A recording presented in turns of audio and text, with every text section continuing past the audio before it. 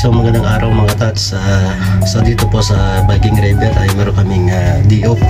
So yan, ang kagandahan nito sa Viking River ay D.O. po kami one whole day. So ang pasok namin sa kinumakasan pa, sa araw pa. So yan ka tats. So ngayong araw dito po tayo na support ng Budapest, Hungary. Ang pinakamagandang place dito sa Hungary. So itutur po kayo na yung araw sa city ng Hungary. Alright, so dito tayo sa shopping center ng Budapest, mga tats. So ito ang pinaka shopping center ng Budapest, Hungary.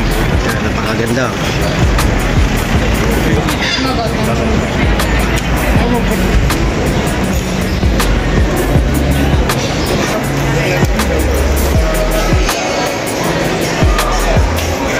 Alright, so meron tayong mga kabayan, mga tats dito sa Hungary. Yan. Nagtatrabaho sila sa yung trabaho? Tesco, yan. Land base po dito sa Hungary, Budapest. So sa Tesco sila, bali warehouse worker dito sa Hungary, Budapest. Shout out.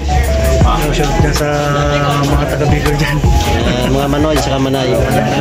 Ikaw. Shout out dyan sa mga taga-Batangas. Ay. Tayo nyo kay babari tayo pag-uwi. Ayo. San Juan. Batangas. Babayan pala kayong dalawa. Alright, pero dito ang pot locker mga tats. Pilihan ng mga gandang branded basketball short sa mga shirt. McDonald's. Alright.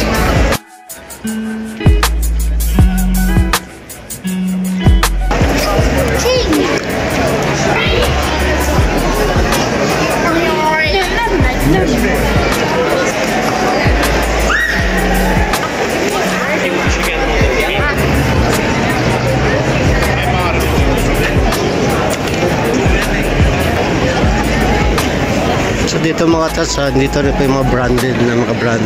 H&M, Zara.